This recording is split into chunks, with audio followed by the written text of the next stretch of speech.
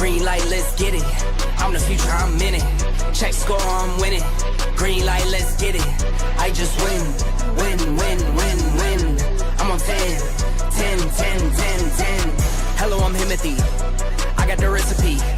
I got the flow. I got the remedy. I know they do. I know they envy me. Feet on the floor. What they gonna say now? We came along from last place. Bottom to top of the fast pace. Out of this surf, I get touchdown. I take a loss, get it back.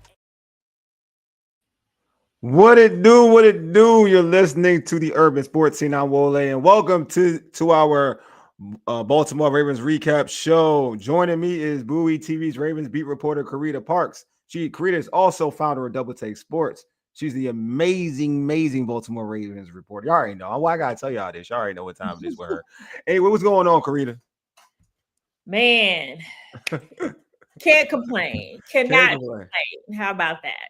I like that. You know what I mean? Because we all could complain. That is a thing. Don't complain. we all could complain. But yeah, you've been busy. And speaking of being busy, obviously because you were in Miami, what a place to be. Because I love Miami. Anybody who knows me knows I love Miami. But love-hate relationship with Miami. It depends on where I'm at in Miami. I can see that. I get that. I definitely get that. Yeah. I have my favorite places in Miami. I understand. But last Thursday, the Ravens went on the road to defeat the Miami Dolphins 28-6. The Ravens also have a new edge rusher, and they also got rid of a cornerback that we talked about a lot. But before we talk about all that, we got to knock out some logistics. Hey, check out the Urban Sports Team website, which is www.urbansportsteam.com. You subscribe to our podcast on Spotify, Apple Podcasts, tune in, iHeartRadio, and other podcast platforms. Just search the Urban Sports Scene. Make sure you subscribe to the Urban Sports Scene and Bowie TV YouTube channels. If you're in the YouTube chat, we accept super chats. Super chats help us support our shows. The super chats will be prioritized over all comments in the chat. Don't forget to tweet us at Urban Sports Scene. Hit us up on IG and TikTok at Urban Sports Scene, and also like our Urban Sports Scene Facebook page. You can also join our Urban Sports Scene Facebook group. Just search Urban Sports Scene, sports bloggers, sports podcasters, and sports debates. All right, Carita. Before we talk about the actual game, we got to keep a little current. The Ravens made some significant moves, acquiring Dre'Mont Jones. Ravens got a 2026 a conditional 5th rounder. They traded away. Did they trade away the I think they traded away a conditional 5th rounder, and they traded Jair Alexander and for a 2027 a 7th rounder to the Eagles, and for a 2026 6th rounder. Based on what you're hearing around the team, how was this trade received? I mean, everybody knows that the Ravens needed an edge rusher. So that was one of the positions of need. If they were going to get anything in before the trade deadline, that was one of the positions that they needed, especially when they traded away Odafe Owe. Mm-hmm. So that there was a need for that. So there's positive reception. He's been very productive. In the past 4 games, he's had 4.5 sacks. And in doing my research, this has been the best season of his career thus far. Mm-hmm. And I definitely feel like the Ravens could use that help. And then he's also versatile, so they can move him around on the defensive line. But with Justin Madubuike, once he went out for the season, that kind of left some gaps on defense. And rookies had to come in and fill those gaps really quick. And they've done a good job. Don't get me wrong. Like over the season, they have progress, but they're still rookies, and rookies still have to learn, right? Fact. You need someone that can come in there and just do what needs to be done, especially if you are still trying to make a playoff push. Do you feel like, Mike Green started this kind of turn, like it's been playing better week by week recently? What does that do for his progression? Does it does it take him out of the starting lineup, or will he still, be able to be in that slot in the rotation?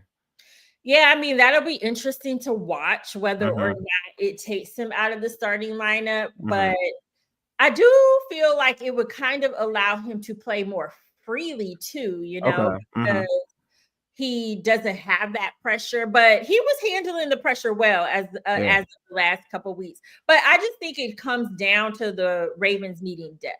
Yeah. And as far as I'm concerned, Mike Green will still be at least in the starting lineup for the next game. Mm-hmm. But I mean, they drafted him as a part of their future, Mike Green.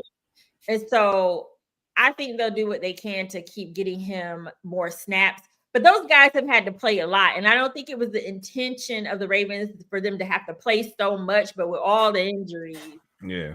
I think they do need a veteran presence in there. Besides Kyle Van Noy. Yeah. So speaking on another slide, on the other side of the trade, a guy who did get traded, Jair Alexander. Surprise! I don't think it's surprising because it was the lack of playing time, but just surprising. Are you just surprised it didn't work out in Baltimore? I am surprised it didn't work out. There was a lot of anticipation when he was signed, and especially with his relationship with Lamar, it just seemed like the perfect place for him to be. Yeah, he added some depth to the corner position, but I think what kind of may have messed things up for him is when he got hurt in training camp, because then he missed a few weeks and then the season started and he wasn't up to speed. And so they were playing other guys and they ultimately seemed to have decided to roll with the guys that they had out there. But I think what was strangest to me is they never really seemed to see him as a key part of their secondary as like the season opened. Yep. Prior to that, it seemed like he would be a key part of the defense, but as the season unfolded, it was very clear he was not.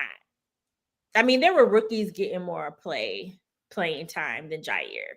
Yeah, and we never know what's going on with somebody in their injuries. Maybe there was more than we knew. But I did just see a quote from Howie Roseman with the Eagles, and he said he had a conversation with the Ravens about like Jair's status, and he felt it was worth the risk. Worth it, okay. Whatever that. But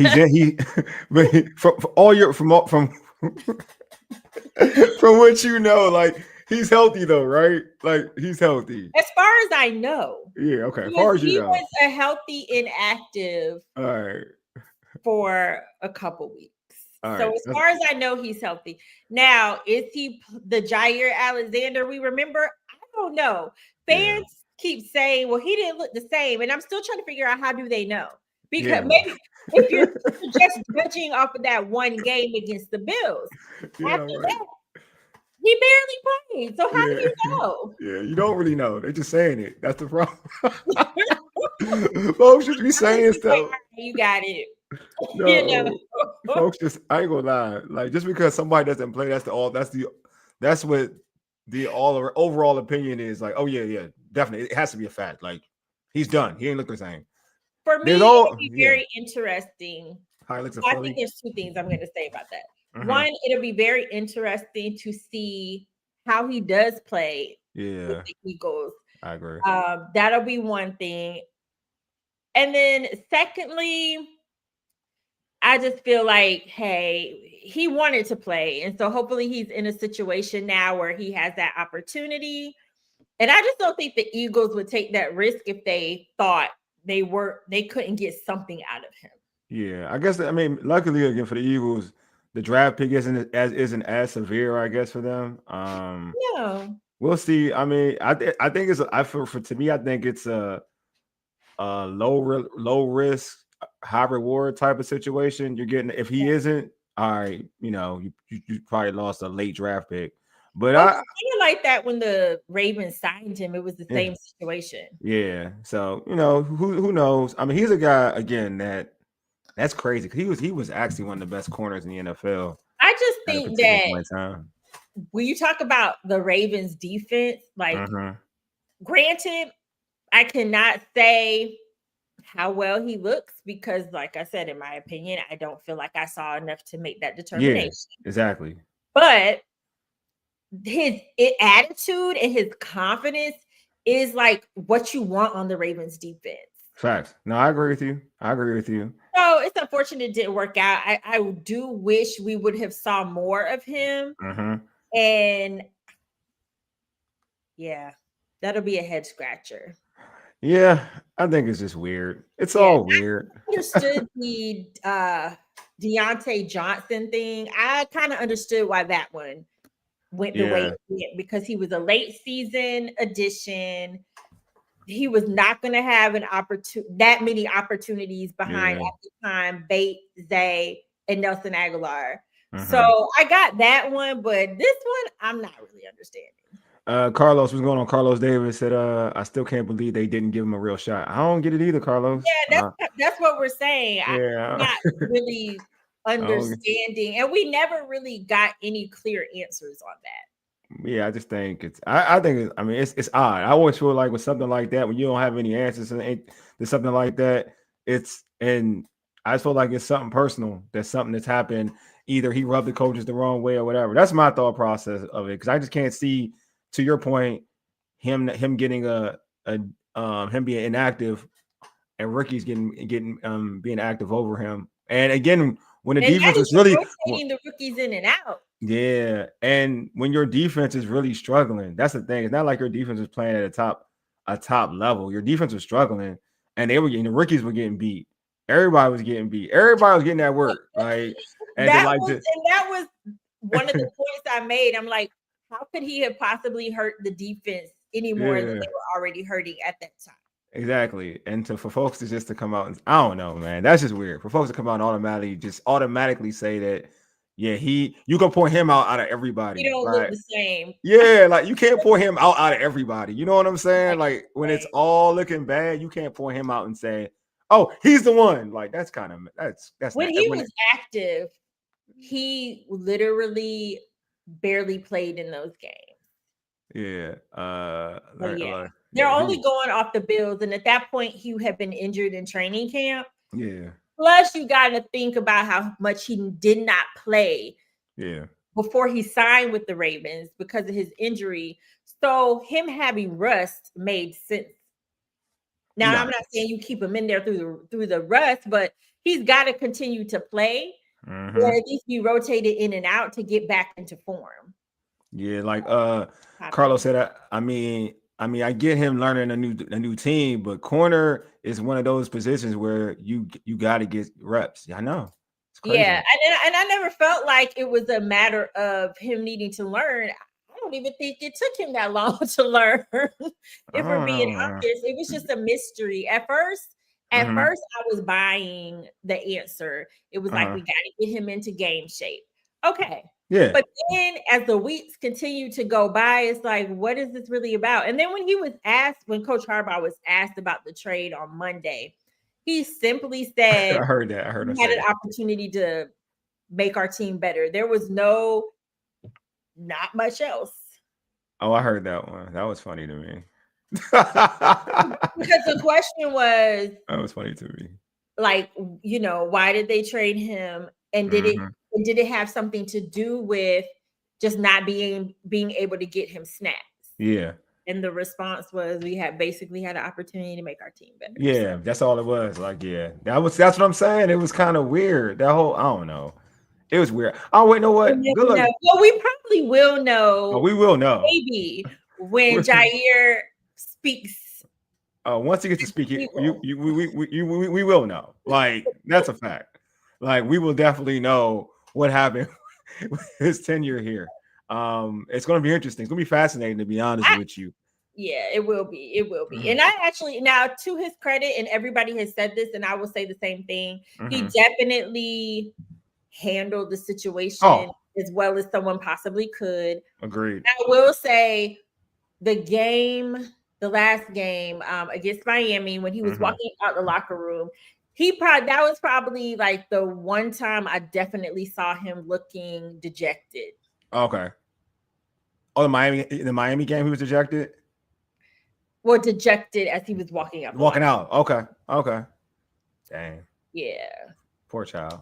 Well, no, know what? No, he got what he wanted. What am I talking about? He's good. Hopefully it's a better situation. Nah, he gets to play. He'll get to play now. Like he'll get the opportunity. What happened? Oh, Carita, if he starts the ball, he's going to let folks know what happened. I guarantee you. If he gets playing time, he has some type of success. I ain't saying he's going to look like the old Alexander, but if he looks some type of success, oh, he going to speak on it. But I feel like He going to speak on it. So. I don't know. I for like Raven fans' sake, in terms of like, I hope he doesn't ball. Put it that way. Like, because that's gonna look real funny if he goes out looking really good, and folks are gonna be like, "Why you ain't at least activate him a few times?" You know what I mean? That would be already the question. Yeah. So it'd be like we'll see how it is. But you know what, Carita, we gotta talk about the game. Before we talk about this game, let's play your amazing rundown, because they're always amazing. So we're gonna play it.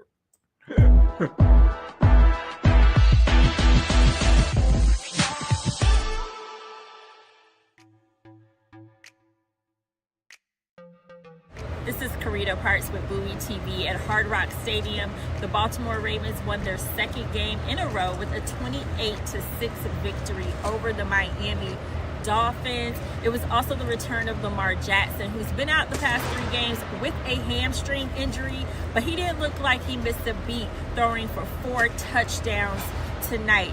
It was also a homecoming for Lamar Jackson and many of his teammates, so he was happy to get the win. 2 more from Lamar, I know you want to get a win no matter what, but how nice was it to get one here in South Florida? I think they had like 60 or something people here just doing that with your teammates. I was hoping he got him in his zone. But last time we played down here like 2021, Thursday night. Yeah, because I think we played Minnesota, then played the Dolphins, and we lost. So we wasn't trying to let that happen again. Some of the guys was on the team, but I just felt like I couldn't lose this game, coming down here and performing in front of the crowd again. But shout out to everyone on our team, because we got to do it. The Ravens defense was also huge in this game. Alohi Gilman, he forced a fumble early in the first quarter to set up the Ravens' first touchdown of the game. Defense went on to have 2 more turnovers. That is the most that they've had in one game this season. I spoke to Coach Harbaugh about how this defense has responded since the bye week. The defense had multiple turnovers today, and since the bye, they've been producing turnovers. Just what can you say about how they've responded? I think the defense played great. I mean, just all the things that you talked about. We talked about the ball assaults, we call it. We hadn't had enough of them. We've been trying, but we couldn't get the ball. And to get the 3 today, the first time I think we've got multiple turnovers probably in the game. That was really big. And to see the way we did it, I mean, we had 2 guys that caused fumbles and recovered the fumbles. And then to throw the ball deep down the field, Malachi to make that play deep. That's why we drafted him, because that's what he does. And it was also a big night for the Ravens tight ends. 3 of Lamar Jackson's 4 touchdowns were to Mark Andrews, who had 2, and then Charlie Kolar, who had the 3rd one. Isaiah Likely, he also has some big plays tonight.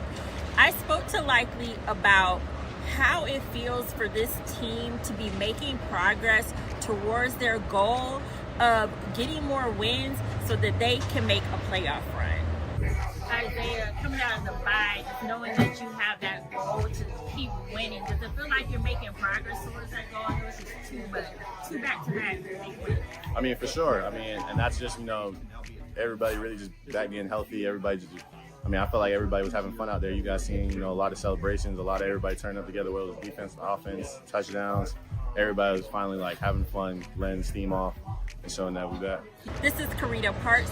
That has been your Ravens Rundown. Be sure to follow us on social media at Bowie TV Sports, and you could also find us on Comcast in Prince George's County.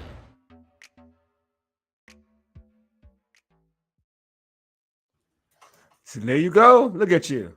In my bag. I was in my Hey, I love it. I love it, man. I love it. I love when people talk you know what? I can't curse on here. They talk their stuff. But you know what? But speaking on the game, man. Again, we saw you there. You were there in Miami, living a good life. What stood out to you about Lamar's performance, and returning after missing, several weeks. My only slight concern going into that game was, would there be some rust? Mm-hmm. And maybe there was a little bit in the first half, but after that, in the second half, I had another question for him that wasn't in the rundown, but I asked him basically, was there a message at halftime, or did he just feel more comfortable? And he said he felt more comfortable in the second half. Yeah, and I think he saw that, but he was able to maintain and keep things going in the first half. So I think once he started feeling comfortable and more like himself, that is a good sign for moving forward. Yeah, he looked good. I mean, he was okay in the first half, but in the second half, he was sharp. I know he was like 9 for 9 for a hot second. And he felt, and he even had a nice little run in the second half, where so he to me was definitely more comfortable. You could tell though he was.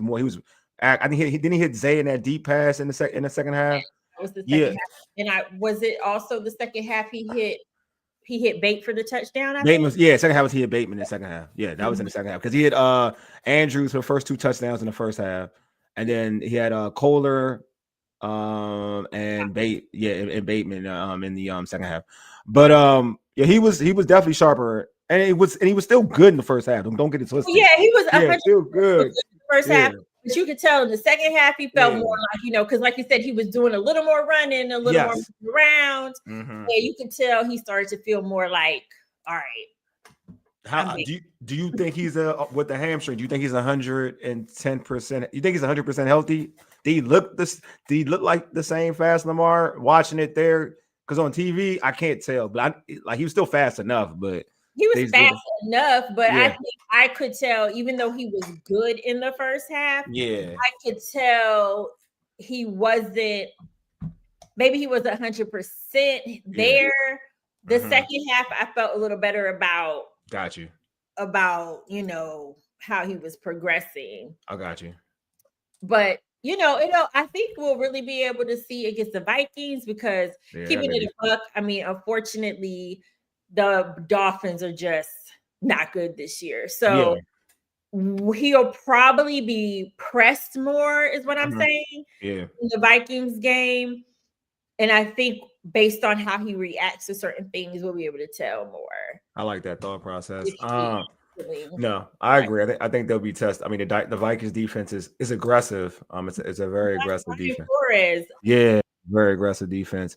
Carlos says 77 has like a blooper reel instead of a good tape with his blocking. Can y'all ask coaches why they stick with him?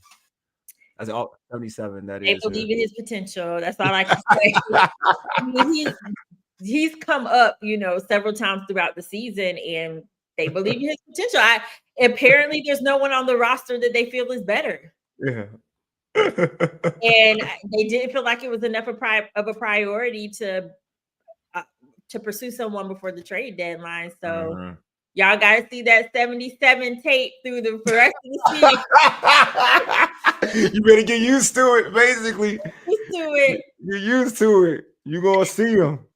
Y'all going to have more tweets and stuff about that consistency. We're getting used to it. I know that's right. Oh, man. So, the defense, defense the last 2 weeks have been have played pretty well. Do you feel like they've turned the corner? Yes. But you know me, I'm all about consistency. So they definitely look better. They definitely look more confident. Alohi Gilman has absolutely helped the defense. And the reason why is because Kyle Hamilton can move around more. Oh, he was killing in that box, man. He was killing that box. He hasn't been able to be because he had to play deep. So, and what I want to say though, to your point about Kyle Hamilton is just, it's crazy to have a player where if there is something wrong with your defense, that's the guy. Then clean it up. Insert where that weakness is and makes a difference.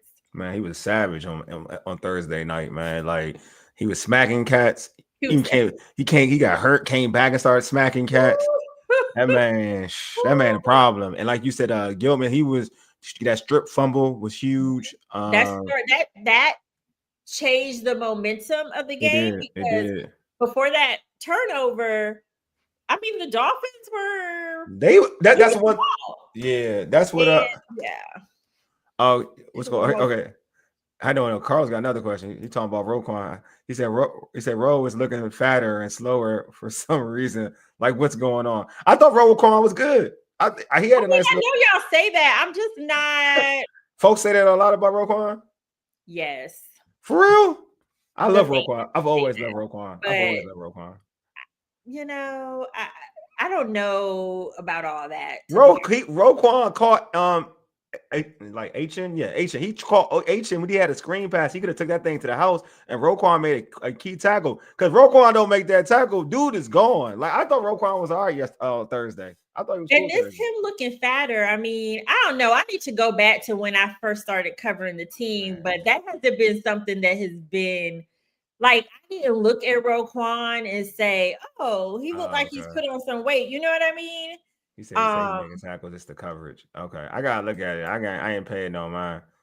Roquan. I mean, I feel like it's tough, man. I mean, I'll say this much, man. An athlete fat is different from a human being, a normal individual's fat. So let me say that they different, man. It's hard for me to call an athlete fat. They different. Like, you know what I'm saying? Like me, I'm fat to an. I'm fat. Like, nah, man, it's different. I'm fat to an athlete. Nah, man, it's different. It's different. They different, man. But I like Roquan. I thought Roquan played well, but I gotta catch him in coverage though. But yeah, I thought the defense as a whole played well. I will say, like watching the game. I have to watch Roquan closer, but yeah, I haven't seen anything. Just I got I'm in the press box, so I'm trying to keep track of a lot of things. At the same time, but he has not been a subject that's come up very often amongst media when it comes to the play, his playing, right? I mean, because Roquan is still one of the best linebackers in football. He is. I mean, he is. That's the fact. But I will say, like, the defense is interesting. That game was interesting because the Dolphins, they did march up and down the field. They just went here to put like they missed a field goal. There was a lot of turnovers. There was a lot of turnovers. They went for it and didn't get it.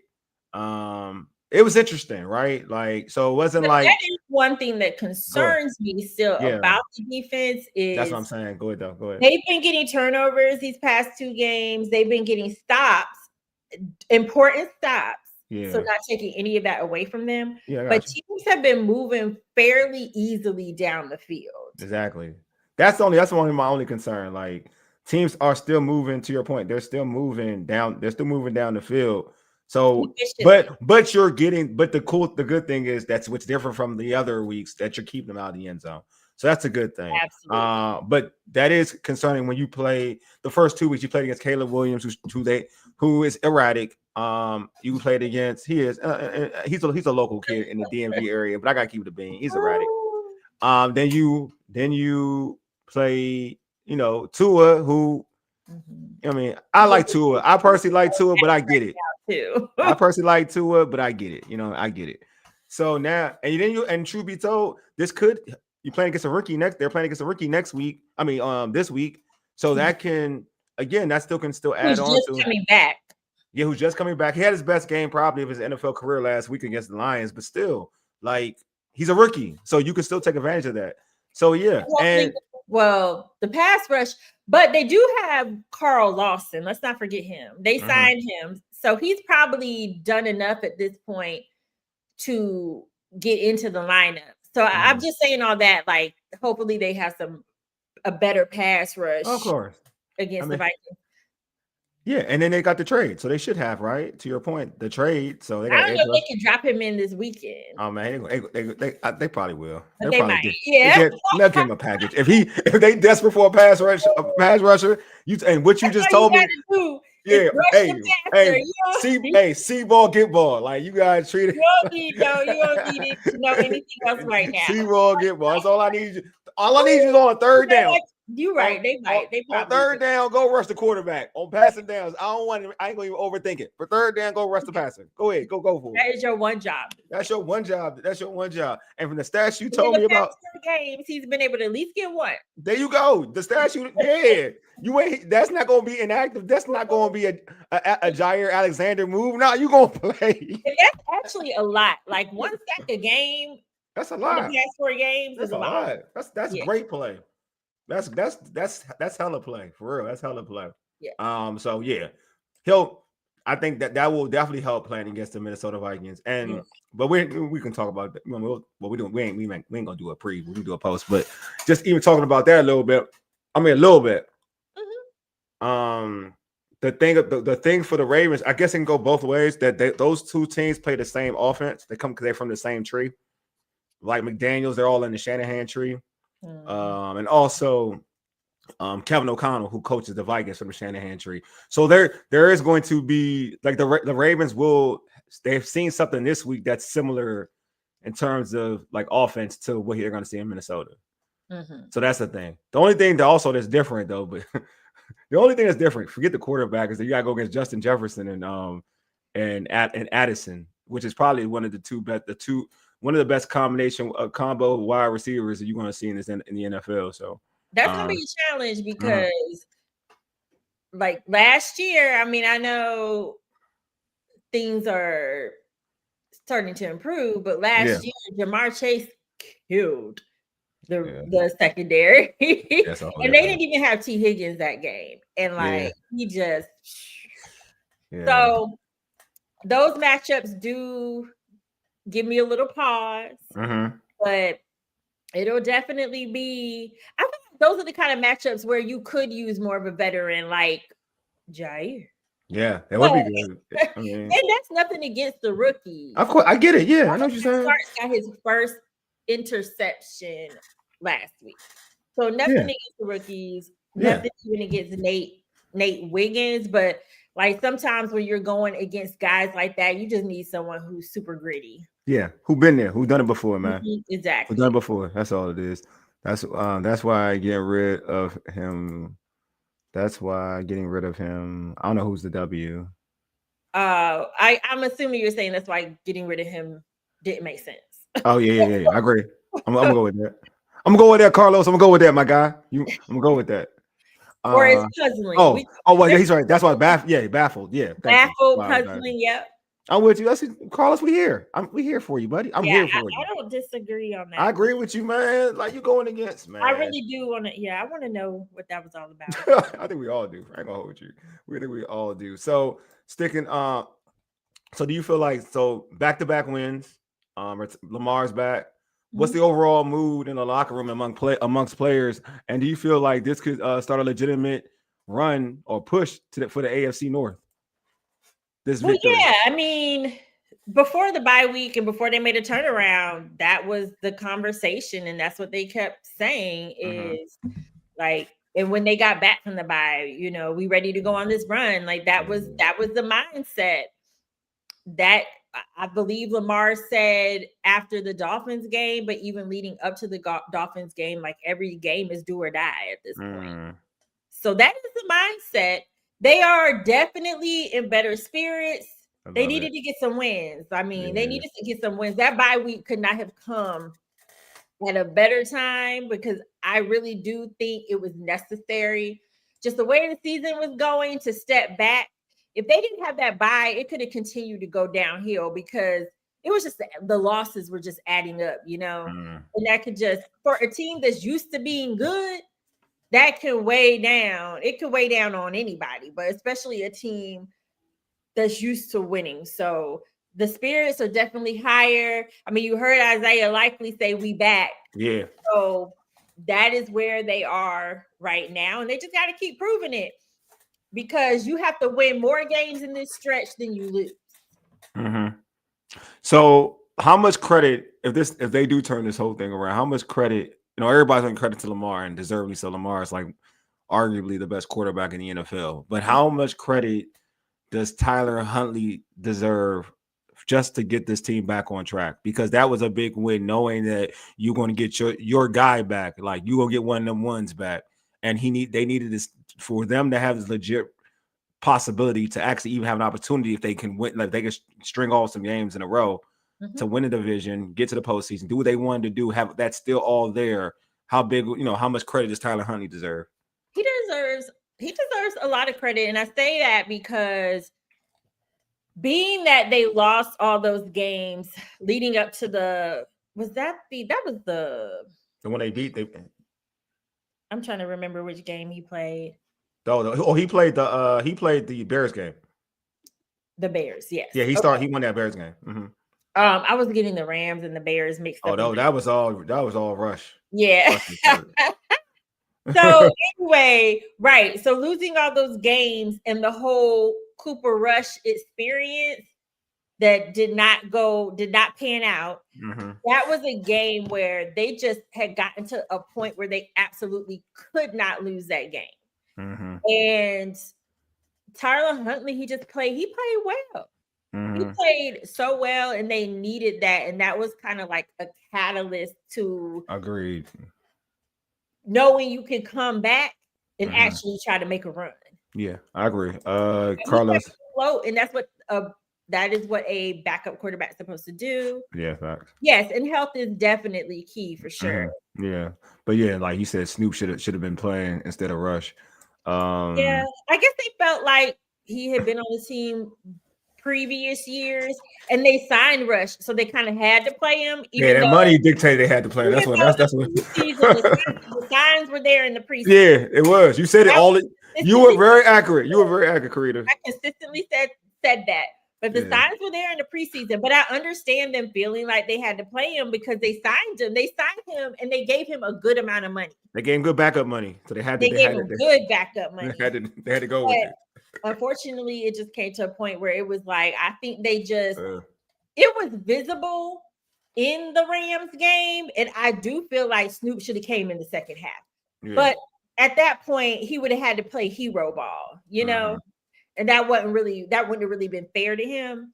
Mm-hmm. But the Rams game, it's just the offense, and it could be his style doesn't match with the style they're used to playing with, but they just were not.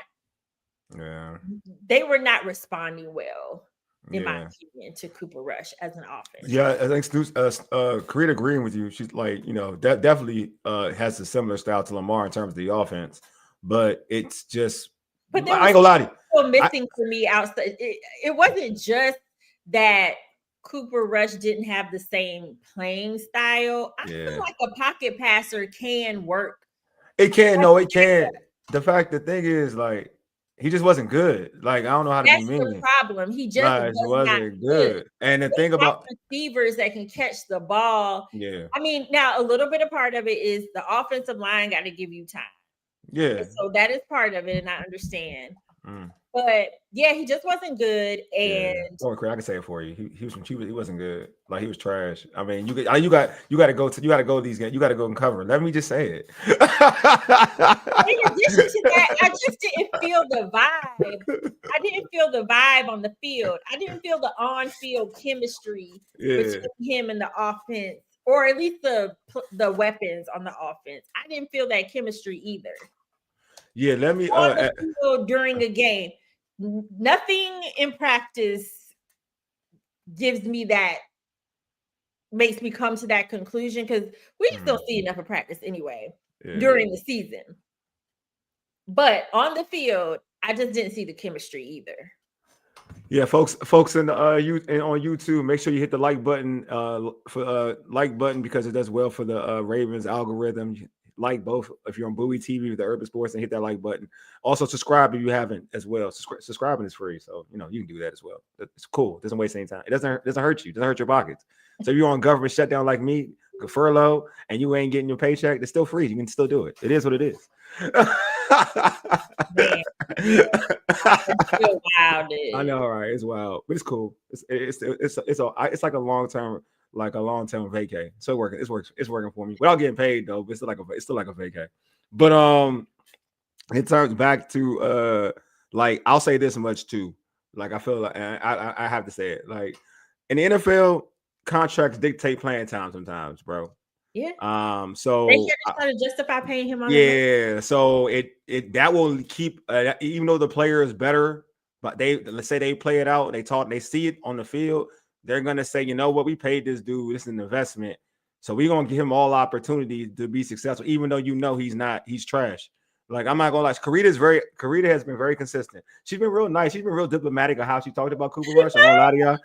She has, because in camp we doing preseason training camp preseason, she'll be real polite, pleasant. She'll be like, "Yeah, I ain't looked at he wasn't sharp," and I'd be like, "Oh, that's cold. He was trash."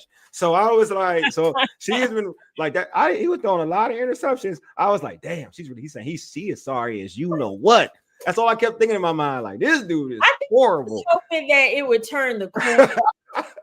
I think I had hope it would turn the corner, and it just did not. I was like, maybe with training camp, he's still trying to learn the system. But when it came to when he had, and then in the preseason, he was not playing with the ones. So I was like, all right, maybe he need to play with the ones. But we saw that. Yeah, Carlos saying the same thing. Yeah. Yes, it was a glimpse of the future. It was a glimpse of the future. It was like Lamar, stay up, Lamar, don't get hurt. I was saying, I hope we don't have to find out, but then Lamar did get hurt.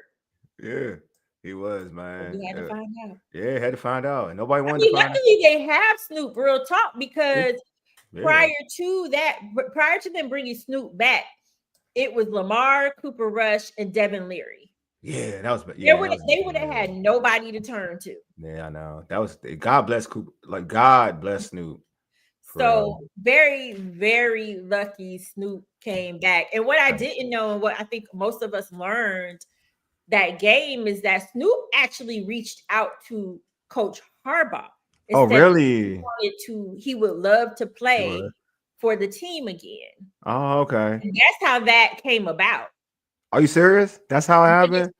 They talked about it in the after the Bears game. Coach Harbaugh and Snoop both talked about it. Damn, so Snoop became the savior by just like volunteering himself. And he said Coach Harbaugh, that's crazy, called him back pretty much immediately or hit him back up.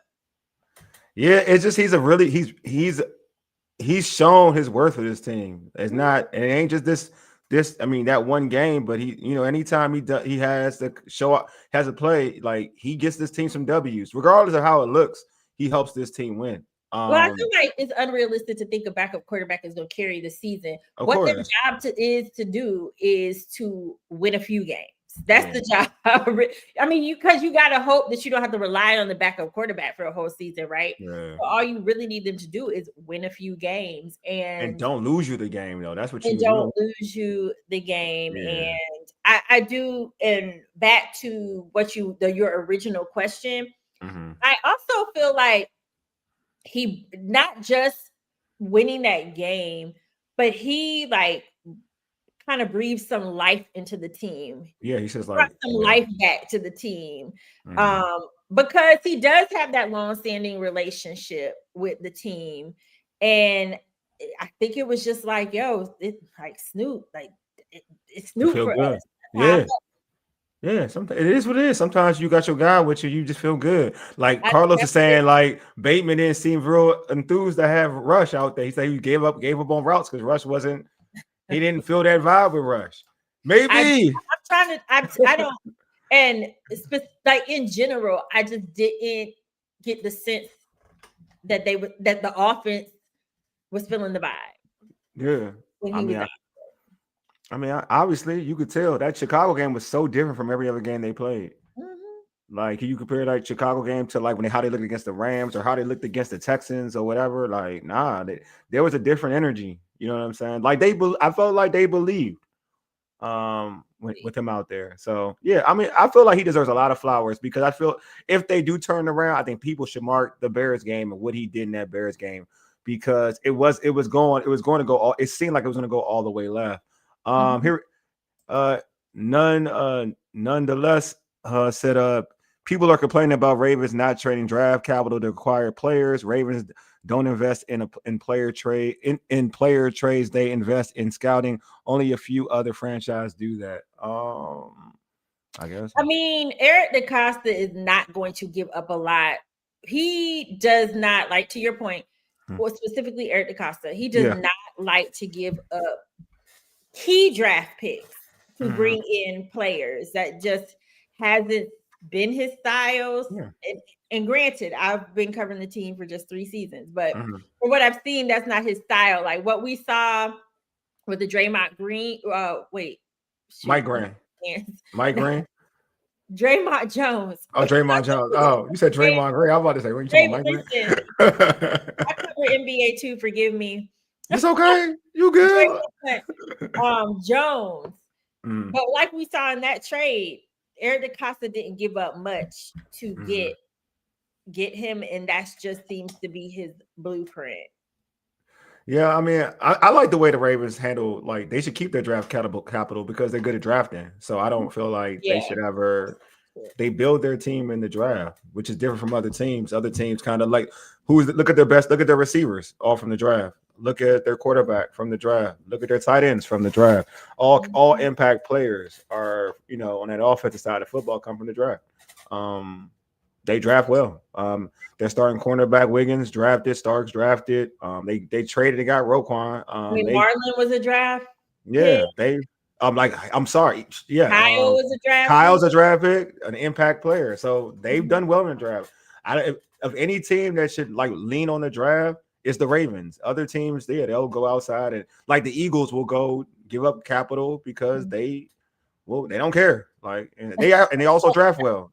And they also draft well. They also draft well. Not to knock their draft, but the Ravens do they do a great job at drafting.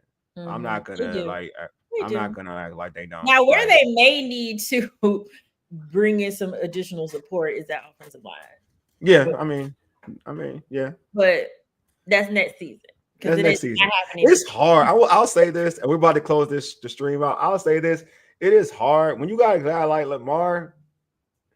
And who can get you out of trouble running. I see why teams don't focus on offensive alignment as heavy because you feel like you got Lamar and he'll just get us out of it.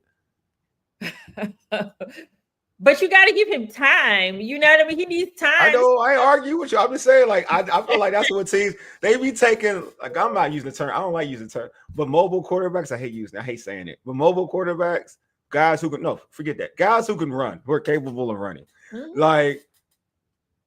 I think GMs take them for granted. They be like, "Oh, you can run." So we don't gotta give you the best offensive lineman. All we gotta do is give you somebody who adequate. You ain't a statue, so we good. You know what I'm saying? If you block it, if you for instance, Joe Flacco was here, they'd be like, "Yeah, we got we got the best offensive lineman. We gotta have the right time. We gotta have all world offensive linemen." That's true. You know what I'm saying? When you got Lamar, they be like, "Man, Lamar, we just gotta get a little something." Just somebody who just imagine what he could do though if I agree with you. Hey, Carita, I'm with you. I'm just telling you. I'm telling you how they think. They take us. I said us like I'm a freaking mobile quarterback. They take mobile quarterbacks for granted. Like I'm on the field.